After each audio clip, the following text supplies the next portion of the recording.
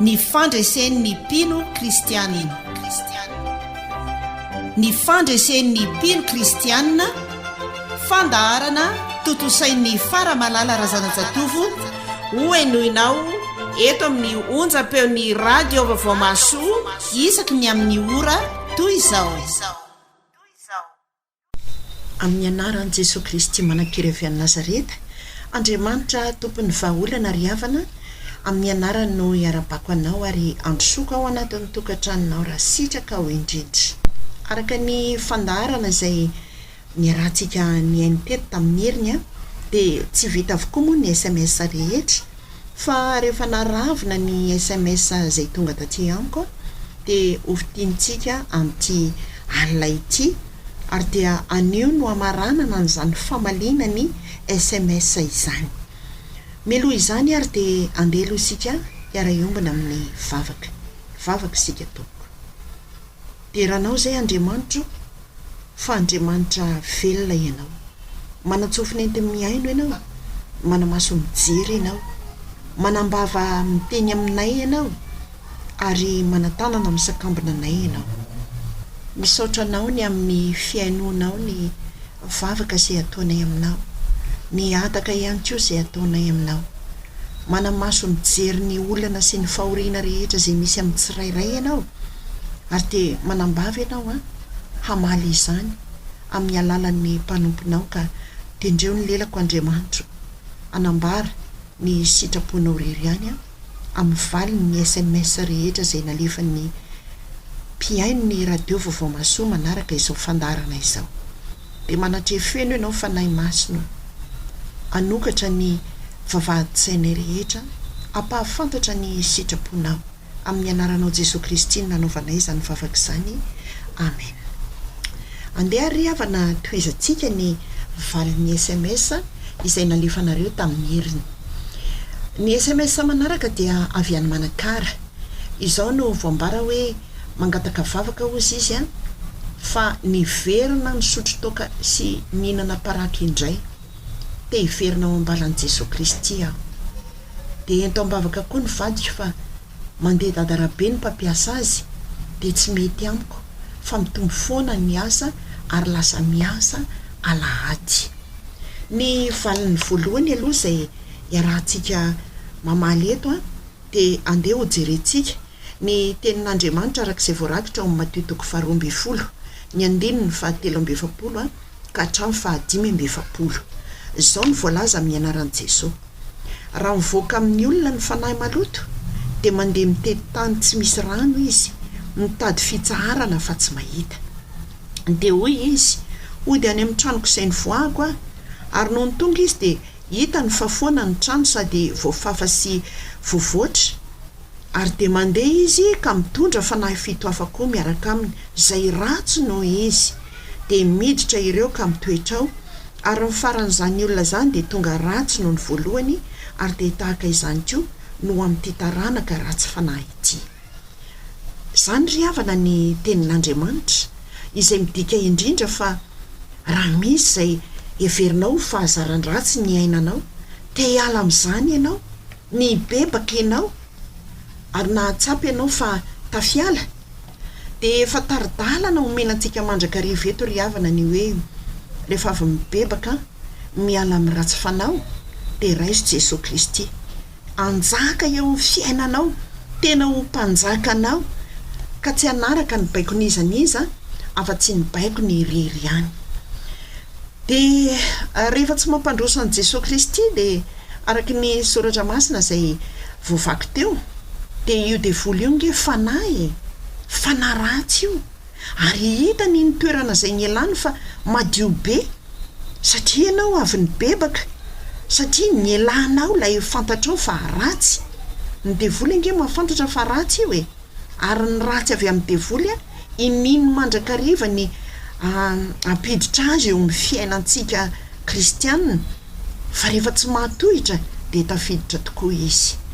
Dia izany no mampatonga ny hoe lasa niverina indray. Dia tsy mahagaga raha toa ka lasa niatratra amin'ny ankohonanao izay ny vadinao moa no resanao eto hoe miasa amin'olona izay mandeha amin'ny mpimasy, mandeha amin'ny mpanompo sampy. Satria nahoana? Satria hitany fa mitady alaminy ianareo. Raha tsy miorina tsara ao amin'i Jesosy Kristy isika ry havana, dia tena ho veravirain'ny devolany. Izany no manambarana mandrakariva ny hoe raha izy re Jesosy Kristy tena ho tomponao sy mpamonjinao rehefa avy ny bebaka ianao.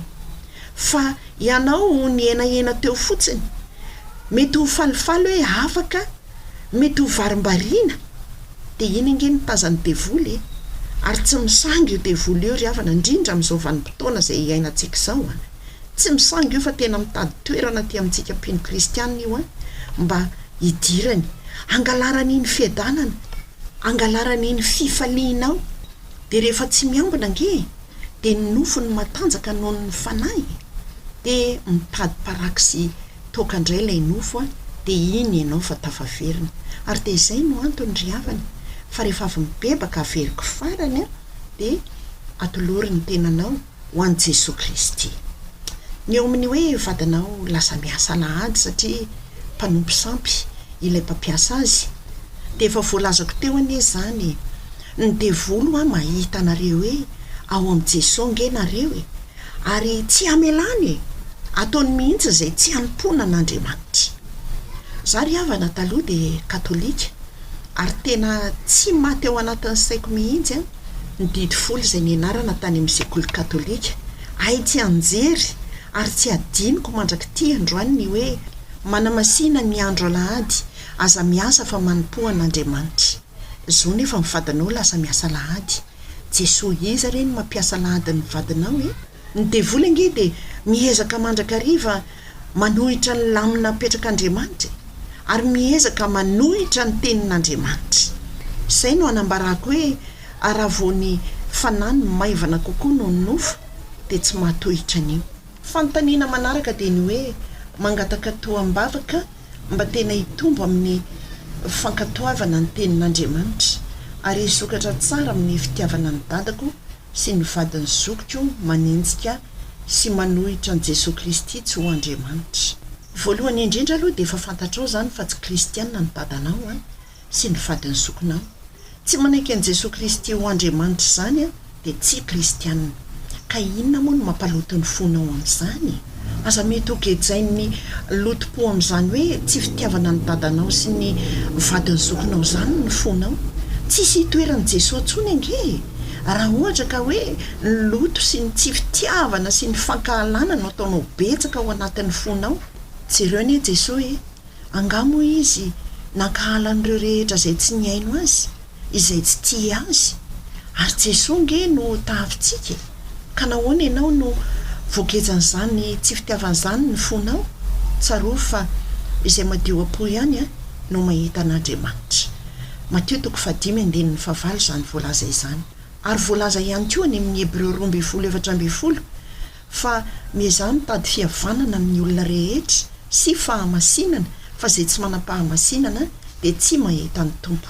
Ary ny fo rehefa maloto, rehefa tsy misy fitiavana ny hafa dia tsy azo antoka ny fanahy masina hoe mipetraka ao anatinao zany, tsy azo antoka. Ary dia normal ianao raha ohatra ka tsy mitombo mihitsy amin'ny fankatoavana ny tenin'Andriamanitra satria mibahan-toerana be loatra ao anatinao ny asa ratsy ny devoly izay mangeja ny fonao hiala amin'ny fitiavanamana. Namana io tsy tian'Andriamanitra ho very ireo na dia ohatra raha manohitra an' Jesosy Kristy tsy ho Andriamanitra. Aza miteny azy akory, vavaka no ataonao azy. Ny vavaka nge mahery vaika ny fiatraikan'ny vavaka satria rehefa madio ny fonao dia afaka mivavaka ho azy ireo ianao ary Andriamanitra no manova azy fa tsy misy olona ry havana mahova olona. Aza miteny akory ny amin'i Jesosy Kristy fa voasoratra nge any amin'ny Mateo 7:9 hoe aza omena ny alika izay masiny ary aza tsy himpeny an'laony kisoa ny vatosoanareo fa andrao hanitsaka azy izy dia hifototra ka hamiraviranareo. Izany ny tsy mba hitoriana ny filazantsara amin'ireny olona hoe tsy manaiky an' Jesosy Kristy ho Andriamanitra ireny fa vavaka aloha no atao azy satria ireny ilay efa voalaza teto amin'ny taridalana hoe taningazany ireny. mila asaina aloha zay vao asiana zezitra, zay vao tondrahana rano, zay vao amafazana vo, fa tsy hoe taningazana tonga dia amafazanao vo avy hatrany. Dia inona ilay fiasanan'io taningazana io?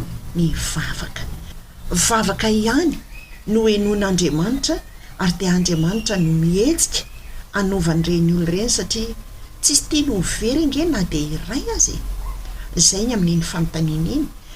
Anankiroa moa ny fanontanianao, dia ny fanontaniana faharoa hoe mba hoentina mibavaka, mba ny amin'ny fanontana ny hevitra ambany mba hita mpanofa mahalofa trano tsara, tsy mifoka sy diara.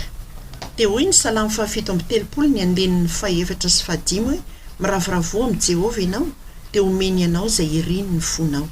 Ankino amin'ny Jehova ny lalanao ary matokia azy fa ataony tanteraka. Inona zany ny angatahan'Andriamanitra mba hatanteraka ny faniriana? Ny firavoravonao amin'Andriamanitra re. Nefa tianao ny fonao mbola feno tsy fitiavana ny dadanao sy ny vadiny zokinao ihany. Zany hoe tsy mahay miravoravo amin'Andriamanitra mihitsy ny fonao, fa mbola voageja ny devoly amin'izany tsy fitiavana izany. Ka mibeba aloha e, mibeba dia atolory ny tenanao an' Jesosy. Mahereza mivavaka, fitombonao amin'ny mivavaka ny anton'izao rehetrarehetra izay misy eo amin'ny fiainanao zao, dia Andriamanitra manome izay iriny ny fonao. Fanontaniana manaraka ry havana.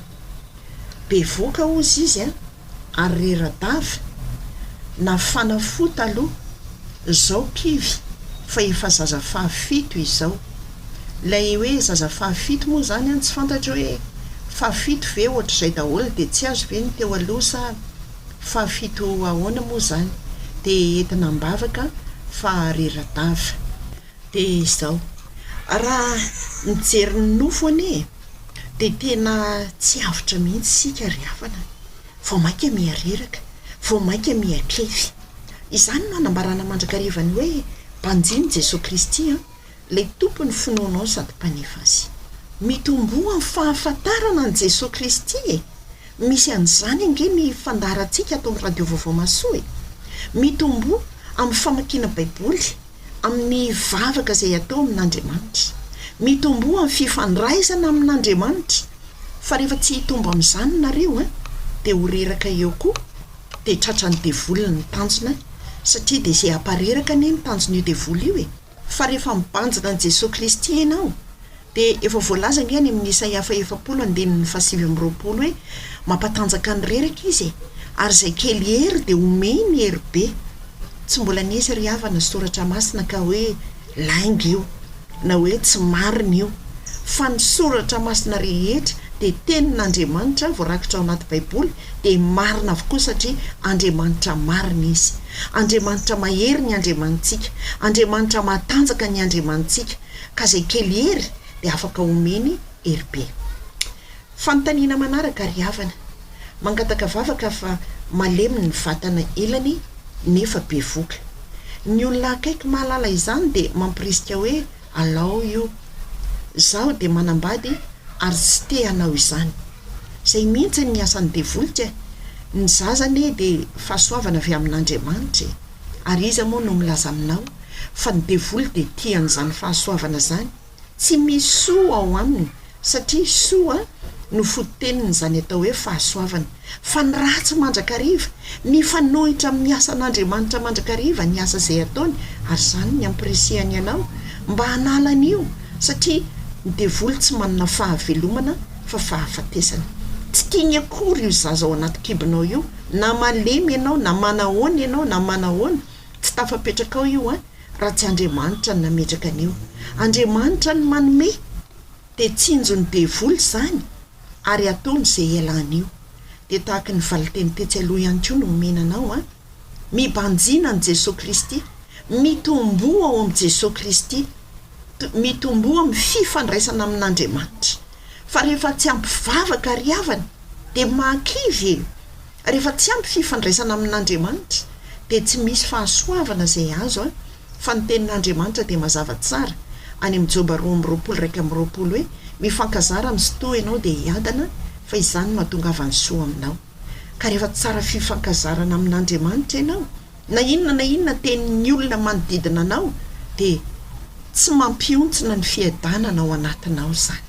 Fa ny avatra ho antsika mpino kristianina koa dia izao hoe rehefa misy fahasoavana miseho eo aminao na mbola ho avy io na eo andalam-pahasoavana io dia aza tia milazalaza amin'ny olona re fa ny vavanao miteny iny nge no samboriny devoly ary izy no manakana ny fahatanterahany ny fahasoavana izay eo aminao.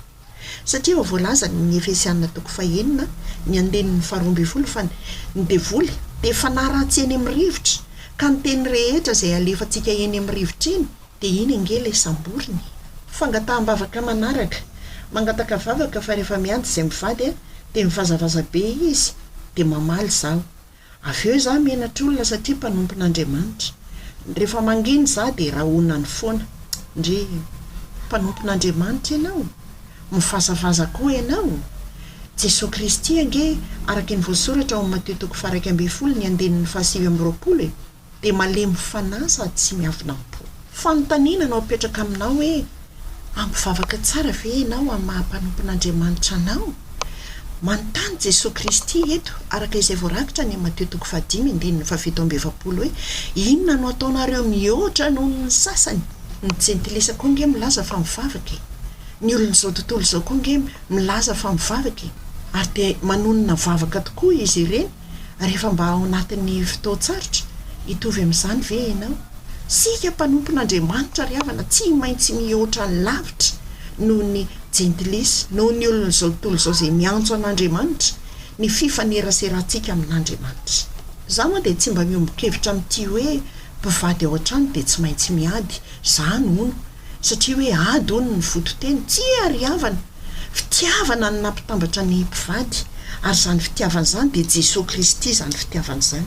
Ka nahoana i Jesosy ve no nampitambatra dia ady avy amin'ny devoly no andeha hiainana ao anatin'ny tokantrano?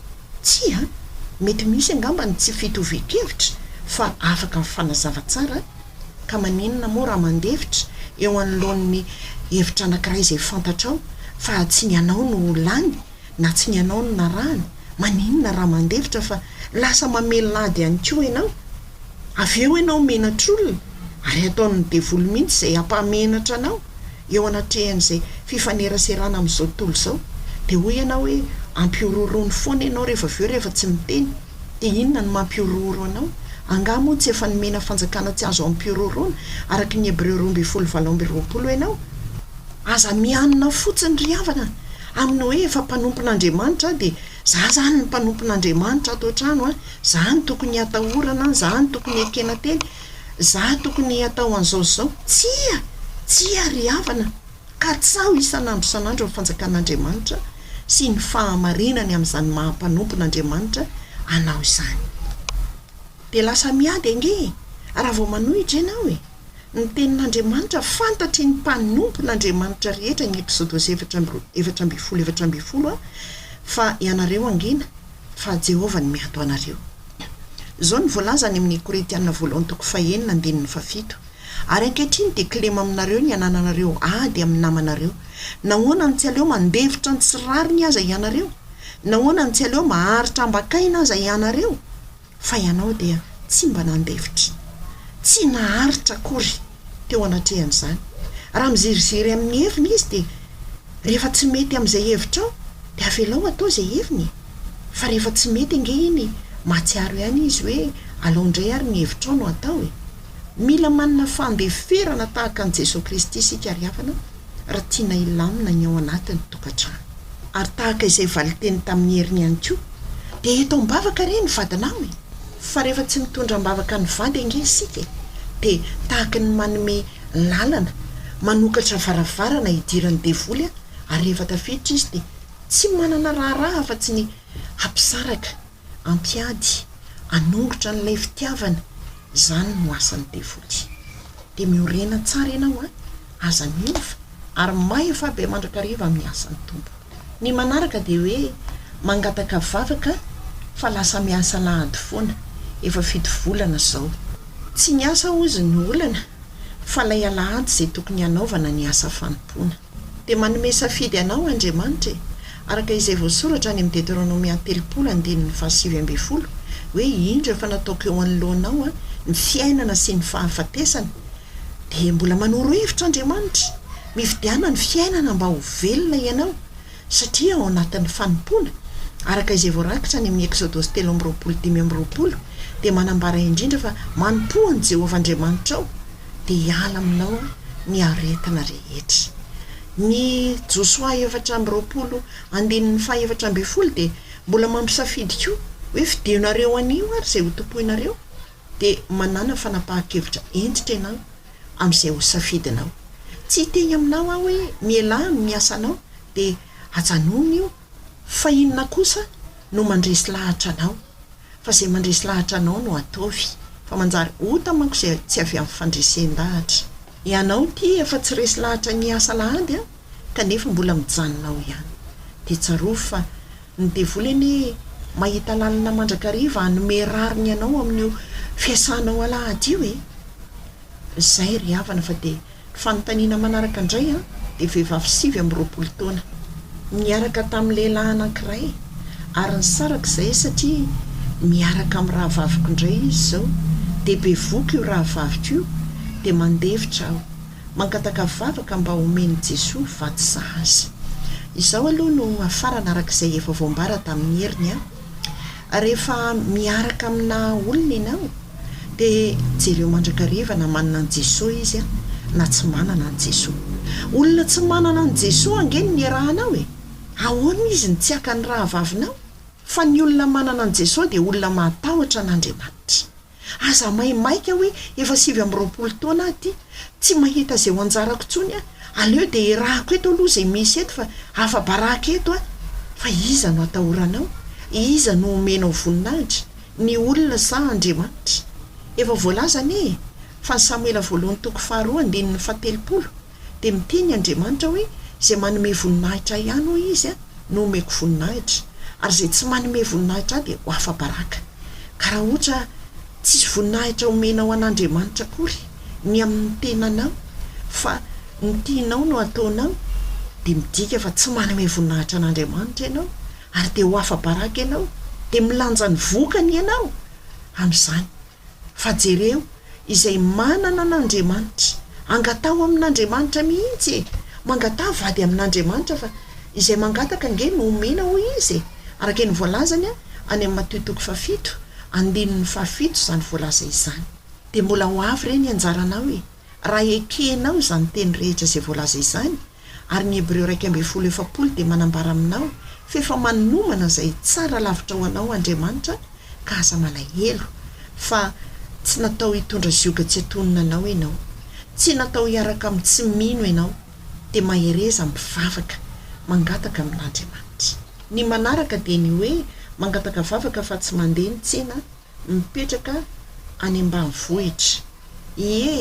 Fotoana tsy dia fandehanany tsena zao an'izao vanim-potoana izay misy atsika izao noho ny arety mandringana, noho ny fiovanjavatra be dia be kanefa na tsy mandeha aza ny tsena iaraha manaiky izany dia ataon'Andriamanitra miavaka foana ny manompo azy sy ny tsy manompo azy araka izay voarakitra any amin'ny Malakia 7:7 dia apetraka ny fanontaniana aminao hoe tena manompo an'Andriamanitra ve ianao? Tena tafaray tsara aminy ve? Manahoana ny fiombonana sy ny fiarahana amin'Andriamanitra? Fa raha tena manompo an'Andriamanitra tokoa ianao madio tsara ny fo eo anatrehan'izany fanompona an'Andriamanitra izany, tsy be menimenina, tsy be tabataba manoloana ny toe-javatra misy fa mahay manaiky ny zavatra miseho rehetra dia ho avy Andriamanitra mitondra ny falimbavaka ho anao. Manaraka mangataka vavaka fa tsy mety ho afatrosy izahay ka ny afara tamin'ny fianaran'ny zanakay tsy dia azoko iny nefa ny asa tsy misy dia mivavaka ho anao tompoko. Raha azo atao dia raha misy zavatra azo amidy aloha ao an-trano dia aleo mamaritra an'izay mba ho afaka trosy fa mampiditra antsika amin'izay rehetra tsy araka ny sitrapon'Andriamanitra manko misy ao amin'ny devoly amin'izao fotoana izao.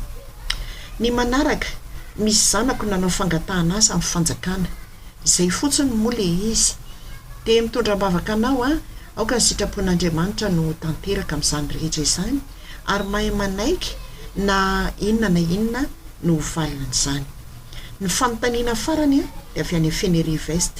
Ny olona koa izy dia olana ara-pitiavana, tsy miady sady tsy mifamaly zasy ilay olona miaraka amiko, nefa naka vehivavy hafa izy ary nalainy miara-mipetraka aminy, marara ny foko ka te hamaly faty. Ny tenin'Andriamanitra izay aroso anao dia araka izay voarakitra amin'ny Korinthiana 4:9 ny 7:7 milaza ny hoe miala aminy, misara aminy, fa olona tsy manana an Jesosy izany olona iarahana izany. Jereo raha tia izy mipetraka any amin'olona, izany angely hoe mitsangajanga-trano indray, izany ve ny olona andeha ho tiavinao? Mbola tsy manambady anao ary izy dia izany ny ataony, maika fa hanambady anao, tsy ho voamaika ho zava-dozany ho izany satria efa hitany fa mahazaka ny fampirafesany ianao. Tsy natao hikambana amin'ny tsy mino sika riavana, tsy natao izy tondra zoga tsy antonona antsika sika riavana. Inona ny iraisan'ny mino sy ny tsy mino? Izany ange ny tenin'Andriamanitra. Aoka hafantatra sy hikatsaka mandrakariva ny sitrapon'Andriamanitra. Fantaro re sitrapon'Andriamanitra izay tsara sady akasitrahana no marina. Efa hitanao fa miaraka amin'olona hafa izy, izany ve dia ho tsara? Noho izany tsy sitrapon'Andriamanitra ny rahanao amin'io, fa tsy hitako moa izay antony hoe hamaliana faty azy. Angany zanak'Andriamanitra mamaly faty izany, mangina. Ary hoy ny voarakitra any amin'ny Tesalonianina 1:5, ny 7:7 hoe misaora amin'ny zavatra rehetra fa izany ny sitrapon'Andriamanitra. Dia misaora ianao an'Andriamanitra tafasaraka tamin'izany olona izany. Izay no SMS izay nangatahanareo vavaka riavana tamin'ny heriny sy tamin'ity androany ity. Voafe ao anatin'izay avokoa ny SMS anareo rehetra. Ny tenin'Andriamanitra izay ampaherezako indrindra anareo rehetra izay voatonona olana teto dia arak'izay voarakitra ao amin'ny Salamo 1:30 ny 2:7 hoe mahereza ary eo ka hatanjaka ny fonareo dia ianareo rehetra izay manantena ny Jehova. Fa raha mbola misy koa ny farany dia tsy ho foana ny fanantenanao hoy ny ohabolana 13 ny 2:9 ka miantombena tsara miandra ny famonjen'i Jehova hoy ny Salamo 7:30 fa ho avy Jehova hitondra ny famonjeny aminao. Andeha isika anasan'ny groupe Laurent Rakoto Mamonjy amin'ilay hirany mitondra ny lohateny hoe Andriamanitra tsy mandao. Tsy mandao anao izany Andriamanitra, na inona olana misy eo aminao. Tsy miova Andriamanitra, fa sao dia ianao ny miova. Andao ary.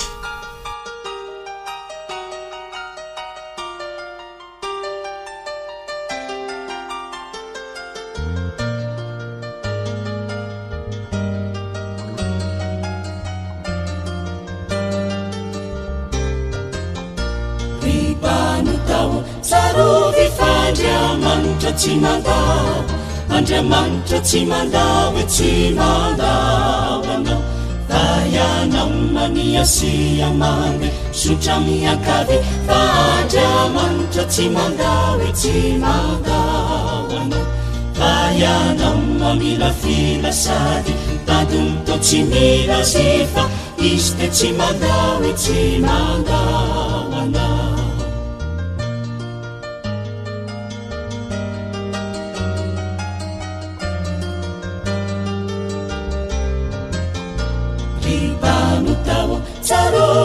Andriamanitra tsy mandao, Andriamanitra tsy mandao e tsy mandao anao, vayanao maniasi amande sotra miakavy. Fa Andriamanitra tsy mandao e tsy mandao anao, vayanao mamila filasady tadonto tsy mila zifa, izy te tsy mandao e tsy mandao anao.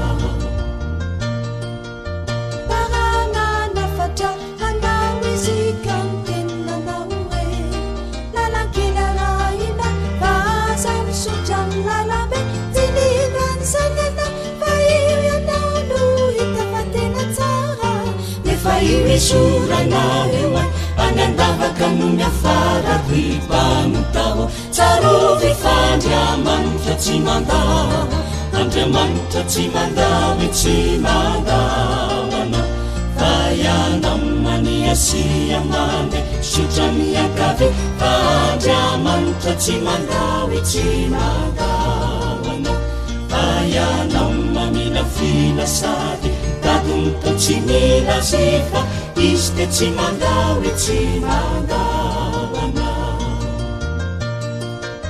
fa rana niraka anao izika miteny manao hoe le toriny filazantsara oren'olona marobe ianao tsy mitory fa nataotry fambona am'lusifera tsy mba manana fenona fa vavodona de fa mianjera risaka zao zarovy fa ny tompo de tsy mandao fa ny tompo de tsy mandao hoe tsy mandao anao fa ianao maningatsiana sasamiarina fa voafingana fa izy de tsy mandao hoe tsy mandao anao fa ianao tignyalangalana de iverona tsasadalana fa izy de tsy mandao hoe tsy mandao anao ho an'andriamanitra irery ny voninahitra iombona mivavaka isika tompoko sotranao izay andriamanitra fa nanakambara tamin'ny tsirairay ianao teto amin'izao fandarana izao haniry sy amobe aneza ny teninao izany any amin'ny tsirairay ary ny fanahinao masina ay ampanaiky ny teninao amin'ny zavatra rehetra izay miseho ataovy mahay mibanjana anao Jesosy Kristy ny mpino kristianina rehetra mba tsy misy oreraka tsy misy iraviravin-tanana tsy misy okivy fa hatanjaka miandra ny famonjenao misaotra indrindra tompo ho anao ny voninahitra ny dera ny aja izay efa naohatra amin'ny taloha indrindra ary anao mandrakizay amin'ny anaran'i Jesosy ny nangatana sy nanaovana izany vavaka izany amen meko anao ry havana ny larana finday dia ny 034 11 293 24 velomy